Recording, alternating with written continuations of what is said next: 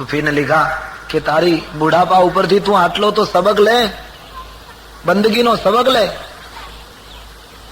तेरे बालों की सफेदी से, सफेद वाળ ઉપરથી આટલું તું ઉપદેશ લે કે કફન ઓઢા હે જીતે જી તુમારી નવજવાની ને. આ તો તારી નવજવાની દફનાવાઈ ગઈ અને એના ઉપર સફેદ વાળનું કફન આવ્યું. તો સફેદ વાળ ઈશ્વરની રચના બધી અદભુત છે, આપણે તો ધ્યાન જ આપતા નથી, એના ઉપર ચિંતન કરતા. તમે ક્યારે વિચાર કર્યો ભગવાન માણસ બાળક જયારે જન્મે છે ત્યારે ભગવાન એને દાંત નથી આપતા? નહીતર ભગવાન ના આપી શકે દાંત, પહેલેથી આપી શકે ધારે તો. પણ પ્રભુએ જન્મતા બાળકને દાંત ના આપ્યા. એના બે કારણ. ભગવાનને ખબર છે કે બાળકને જન્મતાની સાથે દાંત આપીશ તો એ અજ્ઞાનતાને આધીન થયેલો બાળક માની ચામડી કાપવા માંડશે, અથવા તો દાંત આપીશ તો એ વધારે ખાવા માંડશે, બધું ખાશે, એની જઠરાગ્નિનો વિકાસ નહીં થયો હોય અને બધું ખાશે એટલે બીમાર પડીને મૃત્યુ પામશે. એટલે પ્રભુ એને દાંત નથી આપતા અને પરિણામે ભગવાન એ બાળકની માતાના અંગમાં દૂધનું સર્જન કરે.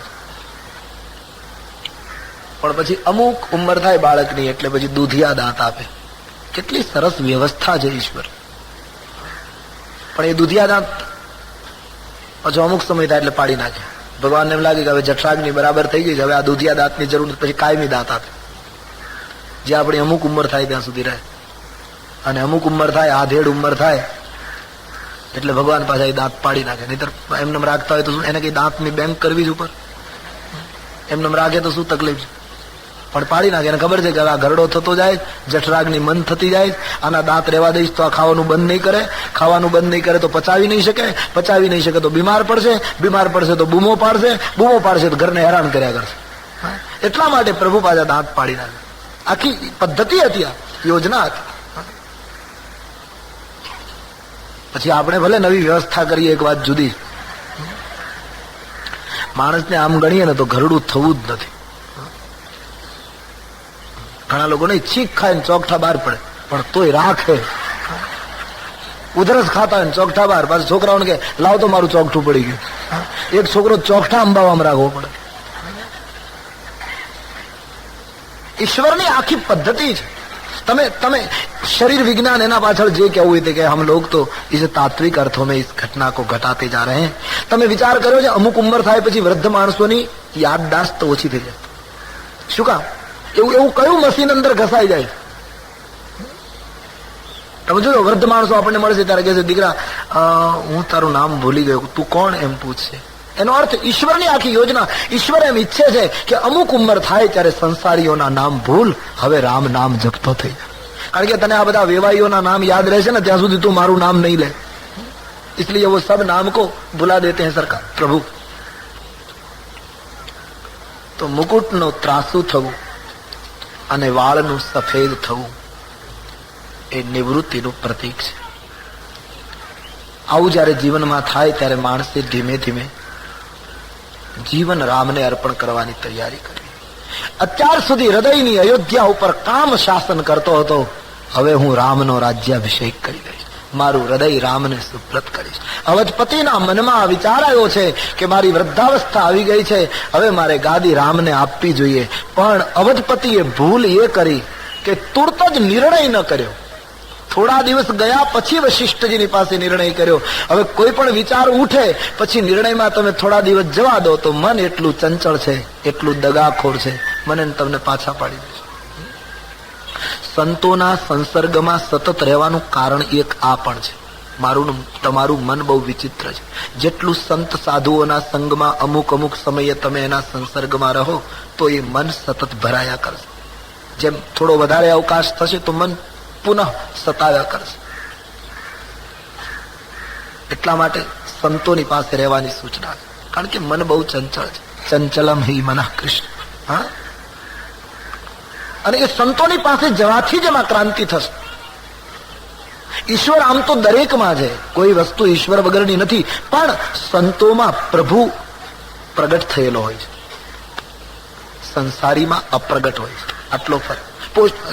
ઠંડી પડતી હોય શિયાળાની અને તમે લાકડા બધા ભેગા કરીને બેસો તો કઈ તમારી ઠંડી દૂર ન થાય. નહીં તો લાકડામાં અગ્નિ તો પડ્યો છે. લાકડું કઈ અગ્નિ વગરનું નથી. એક એક લાકડામાં અગ્નિ છે, પણ પ્રગટેલો અગ્નિ નથી, એટલે લાકડા હોવા છતાં આપણી ઠંડી નથી જતી. બીજી બાજુએ એક જ લાકડું એને પ્રગટાવી દો તો ઠંડી દૂર કરશે. એમ સંતોમાં ઈશ્વર પ્રગટ થયો હોય છે, એટલા માટે સાધકોની ઠંડી દૂર કરે છે. બીજા માણસોમાં ઈશ્વર પ્રગટ નથી થયો છે ખરો, એટલા માટે એની પાસે જવાથી આપણી ઠંડી દૂર થતી નથી. એટલા માટે સંતોના સંગમાં રહેવાની વાત. થોડો વિલંબ થાય તો મન દગો કરે છે. મહારાજ દશરથજી થોડુંક મોડું કરી ગયા અને પછી એક દિવસ સમય લઈને વશિષ્ઠજીની પાસે ગયા છે. મહારાજ વશિષ્ઠજીને આગળ રજૂઆત કરી, બાપજી મારી પ્રજા, મારા નાગરિકો બધા જ લોકો રામની સરાહના કરે છે, દરેક રીતે રામ લાયક છે. આપ આજ્ઞા આપો તો હું રામને ગાદી આપી દઉં. આમ પ્રસ્તાવ મૂક્યો અને વશિષ્ઠજીનો જવાબ તમે જુઓ. મહારાજ વશિષ્ઠજીએ સાંભળતા તુરત જ કહ્યું, જગમંગલ ભલ કાજ વિચાર. આપે જગતનું કલ્યાણ થાય એવું કાર્ય કર્યું. રાજવી, બહુ સરસ વશિષ્ઠજી બોલ્યા છે, શબ્દ બહુ અગત્યનો. બેગી નૃપતિ, રાજવી વિલંબ ન કરો. રામને સોંપવાનો સંકલ્પ થયો છે, જલ્દી નિર્ણય કરો, વિલંબ ન કરો. ઈશ્વરને અર્પણ થવાનો સંકલ્પ જલ્દી કરો, જલ્દી કરો. પણ દશરથજીએ તૈયારી કરવામાં એવું કર્યું, એમાં કહ્યું કાલે રાખીએ. ઈ જ્યાં કાલની મુદ્દત નાખી એમાં રામ રાજ્ય 14 વર્ષ દૂર જતું રહ્યું. કાલની મુદ્દતમાં વચ્ચે મંથરા આવી ગઈ. નહીતર વશિષ્ઠજી કોઈ સંત સાધુને તમે એમ પૂછો કે મારે હવે ભજનની શરૂઆત કરવી, તો સંતો કઈ મુહૂર્ત ના આપે, એમ કઈ બસ ચાલુ જ કરી દે. સુદિન સુમંગલ તબ હિ જબ રામ હો હિ જુબરાજ. જે દિવસે રામ ગાદી ઉપર બેસે એ જ મુહૂર્ત છે, એના માટે કોઈ તિથિ વાર શોધવાની જરૂર નથી. પણ દશરથજીના નિર્ણયમાં આવતીકાલ પસંદ થઈ અને એ કાલ મહારાજ માટે એક કાળ બનીને પેદા થઈ. દશરથજીની કાળ થઈ ગઈ. જે કાલે 14, એટલા માટે તો રામાયણમાં કથા આવે છે, કિષ્કિંધા કાંડમાં કથા છે.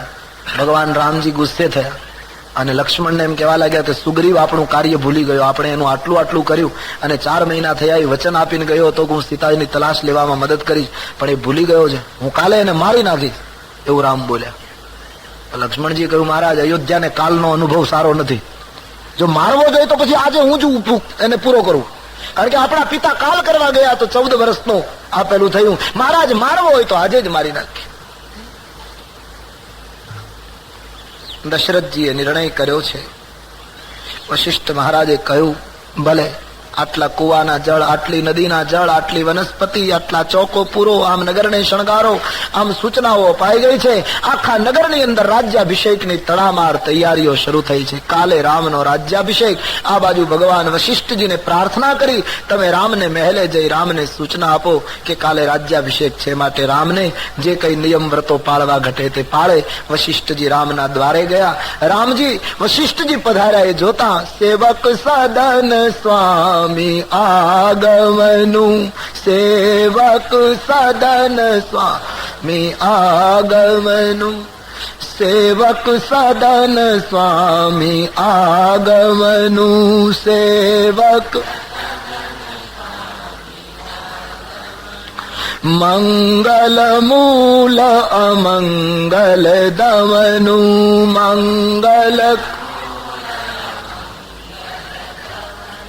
મંગલ મૂલ અમંગલ દમનું.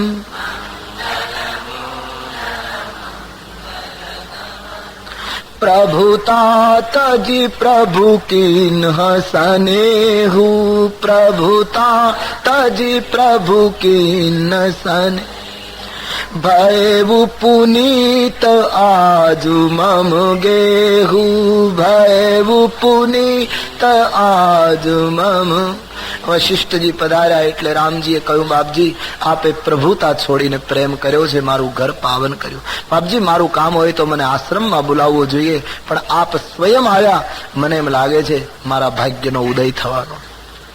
સેવકને ઘરે સ્વામીનું આગમન એ મંગલનું મૂળ છે.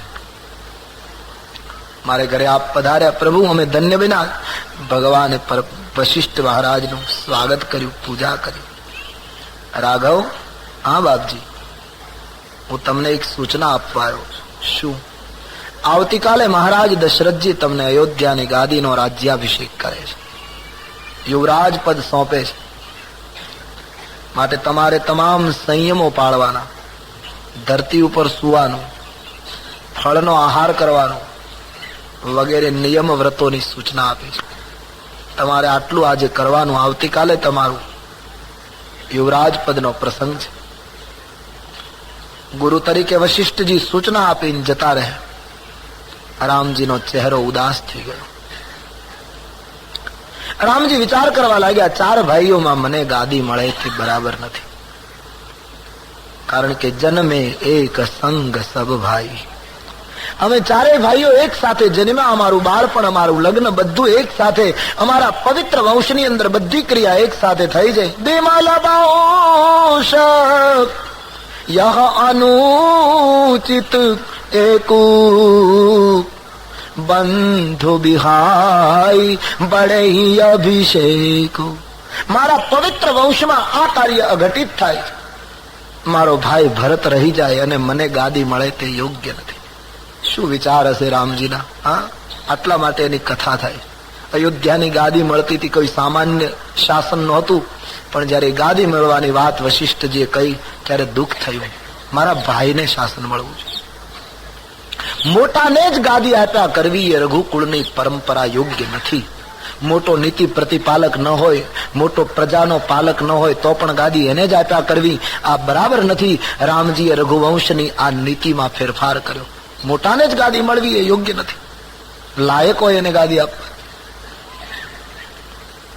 રામજીને વિચાર થયો, એક તો હું મોટો અને ભરત નાનો સંસારની દ્રષ્ટિએ.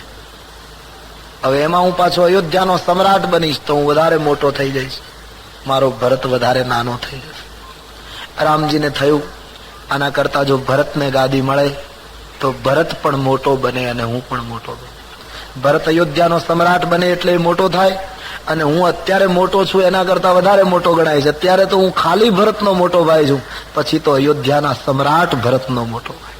મારી ઊંચાઈ પણ વધે, મારા ભાઈની ઊંચાઈ પણ વધે. આ છે રામરાજ્યનો વિચાર. મારા ભાઈને મળવું જોઈએ. આ સમાજની અંદર બધા મોટા ભાઈ મારા કરતા મારા નાના ભાઈને વધારે મળે એવું ઈચ્છે તો કમસે કમ કુટુંબમાં તો રામરાજ્ય શરૂ થઈ જાય. અને અંતે તો દીપથી દીપ જલાવવાનો છે. વ્યક્તિથી કુટુંબ, કુટુંબથી સમાજ, સમાજથી રાષ્ટ્ર અને વિશ્વ સુધી રામરાજ્ય લઈ જવું હોય એક એક વ્યક્તિએ. પણ મોટો ભાઈ જ જો પેલું કરતો હોય તો શું? સમાજના બધા મોટા ભાઈ જો એવો સંકલ્પ કરે મારા નાના ભાઈને વધારે મળે બસ, તો તકરાર માત્ર શું થઈ જાય. આજે આ દેશમાં સગા ભાઈઓ કોર્ટમાં જાય છે ત્યારે એમ થાય કે રામાયણ ક્યાં જતું રહ્યું. રામાયણને લોકોએ ચંદન કરી કરીને પૂઠાનો રંગ ફેરવી નાખ્યો, પણ જીવનનો ઢંગ ન બદલ્યો. સગા ભાઈઓ કોર્ટમાં જાય એ દેશે શરમાવવું જોઈએ. સાધુ સંતોની કુરબાનીનું બસ આટલું ફળ. રામાયણ સાંભળ્યા પછી નિર્ણય થવો જોઈએ, હું મારા જીવનમાં વધારે ત્યાગીશ. બાંધછોડ કરતા શીખી જાઓ જીવનમાં. શરીર પણ છોડવાનું છે તો પછી બાંધછોડ કરવામાં શું તકલીફ છે? પણ અડધી જિંદગી તો માણસની વટમાં જતી રહે. હું આમ શાનો કરું? બસ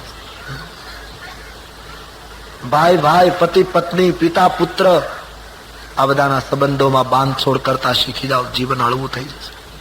લોકો બાંધછોડ, એક વસ્તુ ચોક્કસ કહેવી જોઈએ, માણસની સહનશીલતા ઘટતી ગઈ છે સતત. માણસ સહન નથી કરી શકતો. મને આમ કહ્યું કે મોટો ભાઈ 2 શબ્દ કહી દે, તું નાનો સમજી લે. પત્નીને પતિ કદાચ કઈ કહી ગયો તો પત્નીએ સમજી લેવાનું, બોલી ગયા છે, 5 મિનિટ પછી હું મનાવી લઈશ. બાંધછોડ કરી લો, સંસારને સળગાવો નહીં. નાની શી બાબતોમાં આજે સંસાર સળગે છે. રામરાજ્ય કેમ આવશે? સગા ભાઈઓ ગામડામાં નહીં તકરાર કરતા હોય તો બાયો ચડાવીને કહેતા તું મને ઓળખા જ. પેલો કે તું મને, હવે એક માના દીકરા સામે ઓળખતા નહીં હોય, એને કોર્ટ ઓળખાણ આપે ત્યારે ખબર પડે. ત્યારે એમ થાય કે રામાયણ ક્યાં ગયું?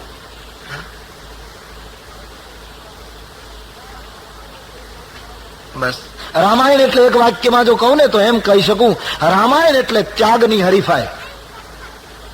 કોણ વધારે ત્યાગે એની સ્પર્ધા. રામ કહે હું વધારે ત્યાગું, ભરત કહે હું વધારે ત્યાગું. અને આપવામાં જેટલો આનંદ છે એટલો લેવામાં નથી. આપો, આ દેશ યુગોથી આપતો આવ્યો છે. સમર્પણ કરો, દે દો, બસ. किसी के हो जाओ अपनापन छूट जाएगा, किसी के हो जाओ, समर्पित हो जाओ. મેં ગઈકાલે કહ્યું નદી દરિયામાં ભળે પછી નદી રહેતી નથી. એમ જયારે આપણે કોઈના થઈ જઈએ ત્યારે આપણી ખુદી ખલાસ થઈ જાય. કિસી કે હો જાઓ. તો સમર્પણનો જે સિદ્ધાંત છે રામાયણનો, ત્યાગની હરીફાઈ. રામજીને ક્યાંય ચેન પડતું નથી. ગાદી મને ન મળવી જોઈએ. આમ રામજી ચિંતામાં છે. આખી અયોધ્યામાં વાજિંત્રો વાગે છે. કે કાલે લગન ભલી કે તીક બારા, પૂરવઘ વિધિ અભિલાષ હમારા, सकल कहाई कब होई काली, बिघन मनावही देव कुचाली. તુલસીદાસજી કે આખી અયોધ્યા નાચે છે, જય જયકાર થાય છે, બધી તડામાર તૈયારીઓ, જાણે બધું આગળથી નક્કી થઈ ગયું હોય. આટલી જબરદસ્ત તૈયારી અયોધ્યામાં. અમારો રામ કાલ રાજા થશે. આખી અયોધ્યા નાચી રહી. કાલ થતા શું વાર લાગે, કાલ થતા શું વાર લાગે. વિધાતા અમારી ઈચ્છા પૂર્ણ કરશે. લોકો નાચવા લાગ્યા છે. એક આતુરતા હતી. સકલ કહી કબ હોય કાલી, કાલ ક્યારે થશે, કાલ ક્યારે થશે. પણ અયોધ્યાના માણસોને ખબર નથી કે એ જ વખતે સ્વર્ગના બધા દેવતાઓ ભેગા થઈને વિઘ્ન નાખવાની તૈયારી કરે. દેવતાઓ વિચાર કરે અયોધ્યામાં કાલ થવી ન જોઈએ, અને જો કાલ થાય તો અવધવાસીઓ ઈચ્છે એવી રીતની નહીં, અમે ઈચ્છીએ એવી રીતની કાલ થઈ છે. અયોધ્યાનો ઉત્સવ, અયોધ્યાની દીપમાળાઓ દેવતાઓને ગમતી નથી, જેમ ચોરને ચાંદની રાત ગમે નહીં. દેવતાઓ વિચાર કરે કાલે રામ ગાદી ઉપર બેસશે તો અમારી વિપત્તિનો કોઈ દિવસ અંત નહીં આવે. કોઈ પણ હિસાબે રામ વનમાં જવા જોઈએ. શું કરવું, નિર્ણય લેવાઈ ચુક્યો છે. દેવતાઓ વિચારે ચડ્યા. સરસ્વતીની સ્તુતિ કરી. વીણા પુસ્તક ધારીની સરસ્વતી પ્રગટ થયા. દેવતાઓએ સરસ્વતીને કહ્યું, વિપત્તિ હમારી બિલો કી બડી માત કરીએ સોઈ આજ. હે માતા, અમારા ઉપર એક મોટી વિપત્તિ આવી રહી છે, તમે દેવતાઓનું કાર્ય કરો. બોલે શું? રામ જાય બન રાજ તજી. અયોધ્યામાં જઈ કંઈક એવો નિર્ણય કરાવો કે રામ ગાદી ઉપર બેસવાને બદલે વનવાસી થાય અને દેવકુળને પાળી લો. સરસ્વતીને પ્રાર્થના થઈ, રામ વનવાસ થાય એવું કરો.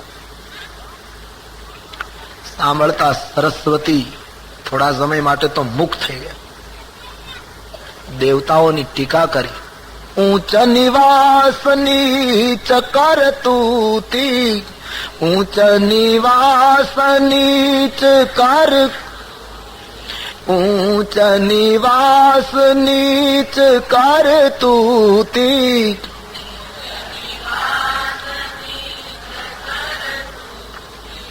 देखी न सकहूं पराई विभूति, देखी न सकहूं पराई विभूति, देखी न सकहूं पराई विभूति, देखी न सकहूं पराई.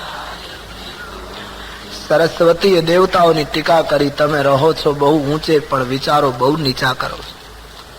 પારકી વિભૂતિને તમે જોઈ શકતા નથી.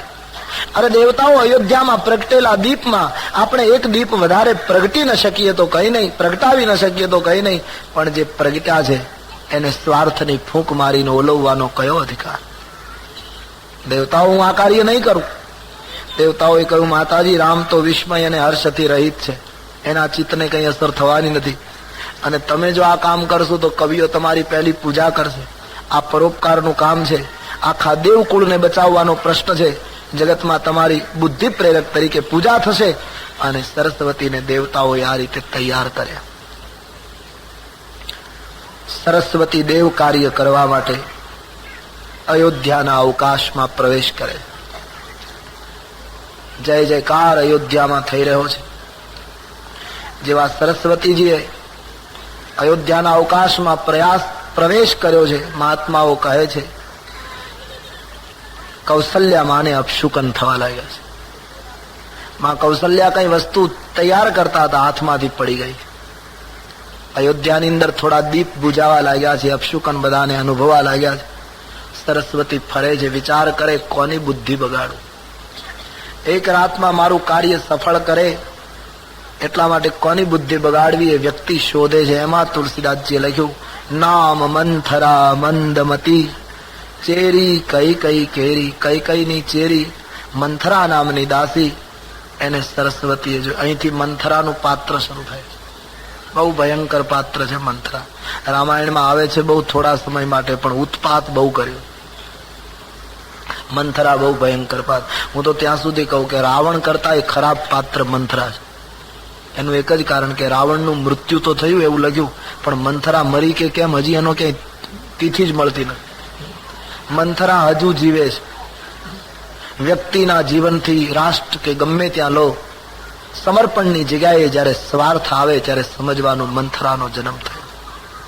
ત્યાગની જગ્યાએ જયારે સ્વાર્થની ગંધ શરૂ થાય સમજવાનું મંથરા આવે. મંથરા બહુ ભયંકર પાત્ર છે. ભગવાન બચાવે મંથરા છે.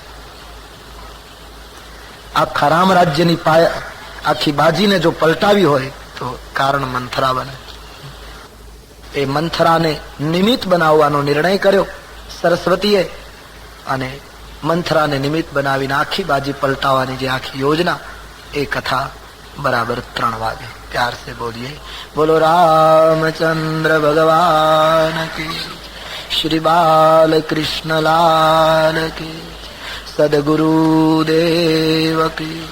ओम नमः पार्वती पतये हर. रणरंग धीरम राजीव नेत्रम रघुवंशनाथम कारुण्य रूपम करुणाकरंतम श्री रामचंद्रम शरणं प्रपद्ये. मनोजवं मारुततुल्यवेगं जितेन्द्रियं बुद्धिमतां वरिष्ठं वातात्मजं वानरयूथमुख्यं श्रीरामदूतं शरणं प्रपद्ये. बोलो रामचंद्र भगवान की, श्री बाल कृष्ण लाल की, सद्गुरुदेव की. ओम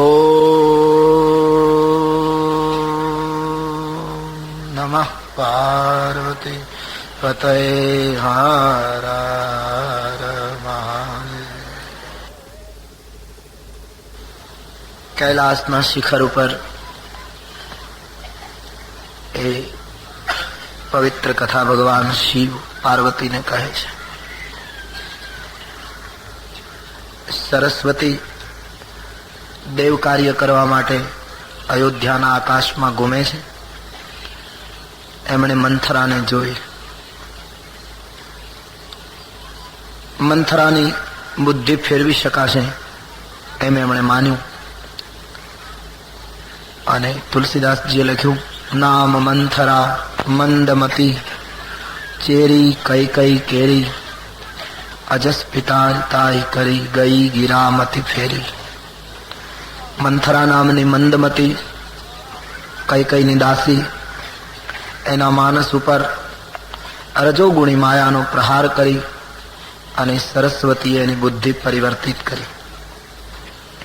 મંથરાની બુદ્ધિમાં જેવું પરિવર્તન આવ્યું, સ્વામીજી કહે અયોધ્યાનો ઉત્સવ, અયોધ્યાનો જે આનંદ એ મંથરાએ જોયો અને એના હૃદયમાં એક દાહ પ્રગટ્યો. ઈર્ષા ભભૂકી ઉઠી. મંથરાની આખી દ્રષ્ટિ ફરી ગઈ. માનવની બુદ્ધિ ફરે પછી માણસનું આખું દર્શન ફરે, કારણ કે નિર્ણય હંમેશા બુદ્ધિ કરે છે.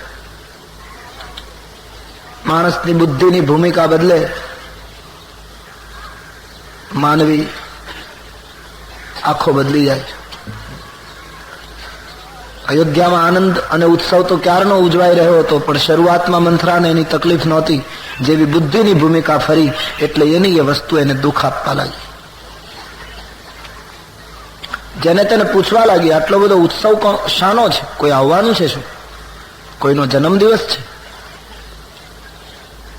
અન્ય દાસીઓએ મંથરાને સમાચાર આપ્યા કે તને કઈ ખબર નથી, જા માં કૌશલ્યાને વધાય આપ, એક વધાય બોલ, વધાય હોય એમ કહે તો તને મોટો ભેટ મળશે. બોલે છે શું?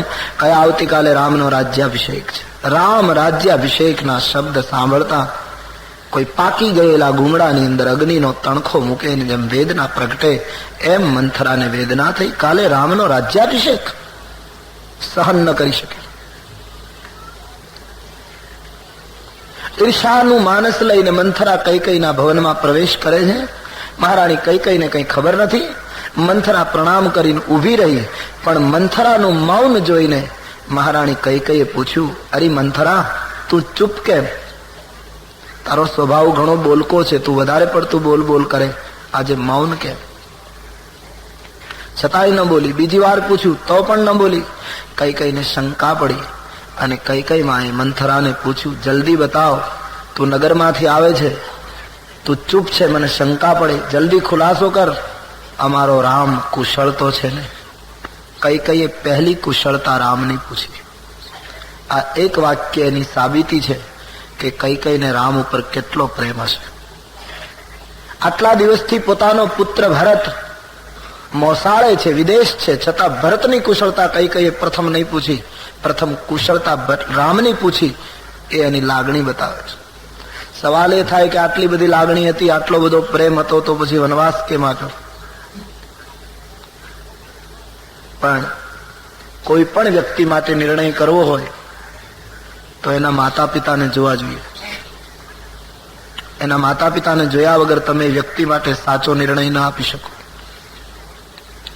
કૈકેયી રામ ઉપર ખૂબ પ્રેમ રાખે છે, લાગણી બતાવે છે, બધું બરાબર, પણ એના જીવનમાં શરૂઆતમાં સ્વાર્થના સંસ્કારો એના માતા દ્વારા, પિતા દ્વારા પડેલા છે. કારણ કે કૈકેયીનો પિતા બહુ સ્વાર્થી હતો. કૈકેયીના પિતાને ખબર હતી કે દશરથજી મોટી ઉંમરના છે અને ત્યાં ઘણી રાણીઓ છે, છતાં કૈકેયીના પિતાએ પોતાની યુવાન કૈકેયીને દશરથની સાથે પરણાવી. એ સ્વાર્થનું પગલું હતું. કૈકેયીના પિતાને એમ કે દશરથને આટલી રાણીઓ છે છતાં પુત્ર નથી, મારી પુત્રી એને પરણાવું, એના દ્વારા જો પુત્ર પ્રાપ્તિ થાય તો મારો ભાણેજ અયોધ્યાનો ગાદીપતિ બને અને એના લાભો અમને પણ મળે. આ સ્વાર્થથી એમણે કન્યા દશરથને આપેલી. એટલે કે એનો પિતા સ્વાર્થી માણસ. હવે એ માતા પિતાના સંસ્કારો કૈકેયીમાં જરૂર આવ્યા છે. માનવીનો જે વિકાસક્રમ છે એમાં પણ આનુવાંશિક ગુણો સ્વીકાર્યા છે. વંશના ગુણો આવ્યા વગર રહે જ નહીં, આ એક નિયમ છે. પણ એ સ્વાર્થના સંસ્કારો જેના જીવનમાં પડેલા એ કૈકેયી અયોધ્યા આવ્યા, પણ અયોધ્યાના ત્યાગ અને સમર્પણના સંસ્કારો એટલા બધા કૈકેયીમાં ભરાયા કે સ્વાર્થના સંસ્કારો દબાઈ ગયા, નિર્મૂલ નહોતા થયા. મંથરાએ એવી કોશિશ કરી કે કૈકેયીના જીવનમાંથી સમર્પણ અને ત્યાગના સંસ્કારો એમણે ધીમે ધીમે કાઢી નાખ્યા, અને જે મૂળ તળિયે સ્વાર્થના સંસ્કારો હતા એ જયારે ખુલ્યા, એમાંથી રામ વનવાસની શરૂઆત થઈ. આપણે બહાર ગામ જઈએ અને બેગ તૈયાર કરીએ તો બેગમાં સૌ પ્રથમ જે વસ્તુ મૂકી હોય કાઢતી વખતે છેલ્લે નીકળે, અને ગોઠવતા ગોઠવતા જે છેલ્લું મૂક્યું હોય એ કાઢતી વખતે પહેલું નીકળે. એમ જીવનની પેટીમાં બચપણમાં જે સંસ્કારો મુકાયા હોય એ છેલ્લે નીકળે, અને પછી ધીરે ધીરે જે ઉપર સંસ્કારો લદાયા હોય એ પ્રથમ નીકળે. એમ કૈકેયીના જીવનની પેટીમાં તળિયે સ્વાર્થના સંસ્કારો હતા, ઉપર સમર્પણના સંસ્કારો હતા. મંથરા ધીરે ધીરે એ સમર્પણના સંસ્કારોને કાઢી નાખશે, પરિણામે સ્વાર્થ પ્રગટશે. શરૂઆતમાં બહુ પ્રેમ દેખાય છે. રામ કુશળ છે ને મંથરા? મહારાજ દશરથજીની તબિયત બરાબર છે ને? પછી ભરત લક્ષ્મણ શત્રુઘ્નની કુશળતા પૂછી. રામની કુશળતા પ્રથમ પૂછી એટલે મંથરાએ કહ્યું, દેવી તમે રામની કુશળતા પૂછો છો તો સાંભળો, આજે રામ સિવાય અયોધ્યામાં કોઈને કુશળતા છે જ નહીં. મતલબ આવું કેમ આવડું બોલે? હા દેવી, તમને ખબર નથી? શું? જરા બહાર તો ડોકિયું કરો દેવી. આખી અયોધ્યા શણગારાઈ છે, નાનામાં નાના ઘરે આજ દીપમાળા પ્રગટી છે. મતલબ એ તમારા લાડલા રામને અવધપતિ કાલે યુવરાજ પદ સોંપે છે.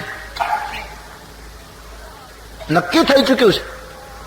રામનો કાલે રાજ્યાભિષેક છે. આ સમાચાર જ્યાં મંથરાએ કૈકેયીને આપ્યા, અષાઢ માસમાં મેઘની ગર્જના થાય અને જેમ જંગલની અંદર રહેલા મયુર મોર નૃત્ય કરવા માંડે એમ કૈકેયી અંબા નાચવા લાગી. વિધાતાએ મારી ઈચ્છા પૂરી કરી દીધી. મંથરા માંગ, તને શું આપું? હું કેટલાય સમયથી અવધપતિના ચરણ દબાવી અને સેવા કરીને કહેતી હતી કે રામ લાયક છે, રામને ગાદી આપી દો, રામને શાસન સોંપી દો. વિધાતાએ મારી ઈચ્છા પૂરી કરી. મંથરા, મારો રાઘવ કાલ ગાદીપતિ બને, અમારી વૈદેહી અયોધ્યાની મહારાણી બને. આના જેવા સમાચાર બીજા કઈ હોય? માંગ, શું આપું? કઈ બહુ ખુશ થયા. મંથરાને થયું આ તો ઉલટું થાય. એટલે ધીમે રહીને મંથરાએ કહ્યું, દેવી, રામ રાજ્યાભિષેકની ખુશાલીમાં આટલા બધા હર્ષિત થવાની જરૂર નથી. કેમ? રામની રાજ્યાભિષેક થાય ને હું હર્ષિત ન થાઉં? કારણ કે મહારાજને મેં જ કહ્યું હતું ગાદી રામને આપજો. આજ મારી ઈચ્છા પૂરી થાય. દેવી, એક પ્રશ્ન પૂછું? મંથરા કહે, શું? રામને કાલે રાજગાદી મળે છે, એ સમાચાર મેં આપને આપ્યા ત્યારે જ મળ્યા કે આના પહેલા દશરથજીએ તમને જણાવ્યું હતું? અરે મંથરા, અવધપતિએ મને વાત કરી હોય તો હું અહીં હોઉં? હું કૌશલ્યામાને મદદ કરવા ગઈ હોઉં. મને એમ લાગે છે ઓચિંતા નિર્ણય લેવાયો છે. મારે ઘરે મહેલે પધારે ત્યારે મને સમાચાર આપે ના, એના પહેલા તું આવી અને તે સમાચાર આપ્યા. માટે માંગ, શું આપું? હમણાં અવધપતિ આવશે ત્યારે એ કહેશે, પણ તું વાત કરી દે, તને શું આપું? મંથરાએ કહ્યું કે દેવી, તો કાન ખોલીને સાંભળો. રામ રાજ્યાભિષેકનો નિર્ણય એક દિવસમાં નથી લેવાયો. તો 15 દિવસથી ગામમાં ઉત્સવ ઉજવાય. એક વ્યક્તિને ખબર છે. અને મહારાજા દશરથજી રોજ તમારી સેવા સ્વીકારવા મહેલે પધારે, છતાં તમને વાત પણ ન કરી. આટલો બધો પડદો દશરથજીએ રાખ્યો. તમારા પુત્રને બોલાવતા પણ નથી. 15 દિવસથી તો ઉત્સવ ઉજવાય અને તમને ખબર પણ નહીં. આમ જ્યાં મંથરાએ અવિશ રેડ્યું છે કે બિલકુલ ખોટું બોલી. 15 દિવસથી ઉત્સવ, ભયઉ 5 દિન સજત સમાજુ. પણ કૈકેયીનો પ્રત્યુત્તર બહુ સરસ. મંથરા, 15 દિવસથી ઉત્સવ હોય કે 1 મહિનાથી હોય, જે થઈ રહ્યું છે એ મારી ઈચ્છા અનુકૂળ થઈ રહ્યું છે. માટે બીજું કઈ બોલીશ નહીં. તારે જે ભેટ જોઈતી હોય તે લઈ લે. મંથરાએ કહ્યું, દેવી, આપને કદાચ મારી વાત ગમશે નહીં, પણ તમારું ને ખાધું પીધું છે, તમારા કપડા પહેર્યા છે, એટલે તમારું અહિત મારાથી જોવાતું નથી. કયું અહિત? બોલે, દેવી, 15 દિવસથી ઉત્સવ ઉજવાય અને મહારાજા તમને વાત ન કરે, બહુ સામાન્ય વાત છે દેવી. કોઈ પણ વ્યક્તિ સમજી શકે કે આમાં તમારાથી પડદો રાખીને કંઈક થઈ રહ્યું છે. જો કોઈ પેલું ન હોય તો તમને વાત કરવામાં શું તકલીફ હતી મહારાજને? દેવી, એક વસ્તુ કહું આપને. શું? મહારાજ દશરથજીને આપ જેટલા સરળ માનો છો એટલા નથી. એ મુખના મીઠા છે અને મહારાજા મનના મલિન છે. અયોધ્યાના સમ્રાટને જયારે મનના મલિન કહ્યા, કૈકેયીથી સહન થયું નહીં. તમાચો માર્યો મંથરાના ગાલ ઉપર, તારી જીભ ખેંચી લઈશ જો મારા સૌભાગ્ય માટે કંઈ બોલી તો. અંતે તો એક દાસી તું ખરી ના. હું મારી પ્રતિષ્ઠાનો ત્યાગ કરીને તારી સાથે સહજ બોલું છું એટલે તું આટલી આગળ નીકળી ગઈ? આ મારા રાજ્યનો નિર્ણય છે, તારે વચ્ચે આવવાની જરૂર નથી. ઘર ફોડી જબાન ખેંચી લઈશ એમ કહીને મંથરાને ધક્કો માર્યો, પડી ગઈ. પણ હિંમત નથી હારતી આ મહિલા. એને એ કૈકેયીના મર્મ સ્થાનોને જાણે છે, કૈકેયીની નબળાઈઓને જાણે છે આ દાસી. કારણ કે મૂળ તો કૈકેયીની સાથે આવેલી છે મંથરા, કરિયાવરમાં. એ અયોધ્યાનો જીવ નથી, કૈકેયી દેશનો જીવ છે. અને તેથી કૈકેયીની નબળાઈઓથી પરિચિત હતી. હિંમત નથી હારતી. બહુ ભયંકર પાત્ર છે. હું તો હંમેશા કહું છું કે રામાયણની અંદર મંથરા જેટલા વાક્યો બોલી છે, જેટલી ચોપાઈઓ બોલી છે, એટલી ચોપાઈઓ રામાયણમાંથી તમે જુદી પાડો અને પછી એની નાની એવી પુસ્તિકા તૈયાર કરો એટલી ચોપાઈઓની, તો એ ચોપાઈઓ યાની એ પુસ્તિકા વાંચીને સંયુક્ત કુટુંબમાં તકરાર કેમ કરાવાય એ વિષય ઉપર પીએચડી થઈ શકો. આટલી એ નિષ્ણાત છે તકરાર. હિંમત હારતી જ નથી. એને ખબર છે કે હમણાં હું આને વશ કરી શકીશ, કારણ કે નબળાઈ અને મર્મસ્થાનો જાણે છે. પડી ગઈ, રડવા લાગી, નારી ચરિત્ર કરીને આંસુ પાડવા લાગી. પણ ગમે તેમ તો એ કઈ ભરતની જનેતા છે. એક વસ્તુ તો ચોક્કસ, કઈ ઘણો ઉત્પાત કર્યો અયોધ્યામાં, એમાં ના નહીં, પણ એક વસ્તુ હંમેશા યાદ રહેશે, અને એ સ્મરણ થતા કઈના ચરણમાં અનેક વંદન કરવા પડશે કે કઈ ન હોત તો ભારતને ભરત ન મળે. કેટલું મોટું પાત્ર આપ્યું છે વિશ્વને સંત ભરત. આ એક મુદ્દા ઉપર કઈને લાખો નમસ્કાર છે. કેવો મહાન ત્યાગી પુત્ર આપ્યો છે વિશ્વને ભરત. ભરતની માતા છે એકદમ મંથરાની નજીક. એને એમ થયું કે રામ રાજ્યાભિષેકના મંગલ સમાચાર મને મંથરાએ આપ્યા, અને એ દાસી કદાચ દશરથજી વિરુદ્ધ કંઈક બોલી ગઈ ને મેં તમાચો માર્યો. મારે દાસીની સાથે જીવાજોડી ન કરાય, લાવ મનાવી લઉં, લાવ ભેટ આપું. ગમે તેમ તો પ્રથમ સમાચાર એમને શુભ મને આપ્યા છે, હું એને તમાચો મારું એ બરાબર નહીં. કઈમાં નજીક ગયા. મંથરા, હવે પછી આવું ક્યારેય બોલીશ નહીં. તું દાસી છો, તારે તારું સ્થાન સમજવું જોઈએ. રાજ્યનો નિર્ણય એ અમારો નિર્ણય છે, તારે વચ્ચે નહીં આવવાનું. બોલ, શું આપું? મંથરાએ કહ્યું, હવે આપવામાં શું બાકી? કહેવા ગઈ તો તમાચો માર્યો, જીભ ખેંચી લેવાની ધમકી આપી, ઘર ફોડી નામ પાડ્યું. અરે મહારાણી રામ રાજા થાય કે ભરત થાય, એથી મને શું લેવા દેવા? હા, હું કઈ દાસીમાંથી રાણી નથી થવાની. આ તો તમારું અહિત જોવાયું નહીં એટલે મેં બે હિતની વાત કરી, પણ હવે મને ખ્યાલ આવી ગયો આપ સત્ય સહન કરી શકો એમ નથી. આપની તો કોઈ ખુશામત કરે, પ્રશંસા કરે, તમારું હૃદય ભોળું છે, તમને સુખ અને વૈભવ સિવાય બીજી કઈ ખબર નથી. મહારાજ દશરથજીના ષડયંત્રથી તમે વાકેફ નથી. અને દેવી તમને ગળે નહીં ઉતરે, પણ સાચું કહું, રામને રાજ્ય મળે એ વાત સાંભળ્યા પછી તમારા કરતા વધારે આનંદ મને થયો. હું જાણું છું રઘુકુળની રીત કે મોટો ભાઈ હોય એ ગાદીપતિ બને, પણ જે રીતે રામને ગાદી અપાય છે એની પાછળની જે દ્રષ્ટિ છે તમારા માટે ઘાતક છે. મતલબ દેવી કૌશલ્યા અને સુમિત્રા તમારી જે શોખ્યો એ તમારું સુખ જોઈ શકતી નથી. મહારાજા દશરથ તમારા તરફ વધારે લાગણી રાખે છે ને, એ કૌશલ્યાજી સહન નથી કરી શકતા. એના મનમાં ઈર્ષા છે, સાવ ખોટા નિવેદનો કરે. અને કૌશલ્યાએ સમય જોઈને રાજા દશરથજીને ચડાયા અને કીધું ગાદી મારા રામને જ મળવી જોઈએ. દેવી, મેં જયારે સાંભળ્યું ત્યારે મને બહુ ખુશી થઈ, પણ પાછળની વાત કહું શું કે કૌશલ્યાએ દશરથજીને એમ કહ્યું કે રામને ગાદી મળ્યા પછી ભરતને અને કૈકેયીને કારાગૃહમાં પૂરી દેવાના.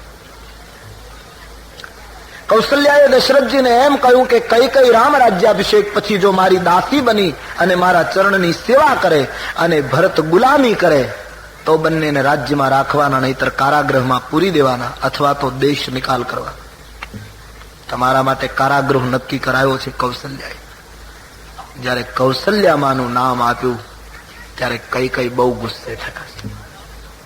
મંથરાને કહ્યું, મંથરા, મહારાજ દશરથજીના માટે તું બોલી એ તો હું ગળી ગઈ, સહન કરી ગઈ, પણ અમારી કૌશલ્યામાં માટે જો કાંઈ બોલીશ તો હું તારું ગળું દબાવી દઈશ. હવે મહેરબાની કરીને આગળ ન વધીશ. અમારી માં કૌશલ્યા કોઈ દિવસ આવું બોલે નહીં. કૈકેયીનો કૌશલ્યા ઉપરનો વિશ્વાસ. મંથરાએ કહ્યું, ન બોલે એની ખાતરી શું?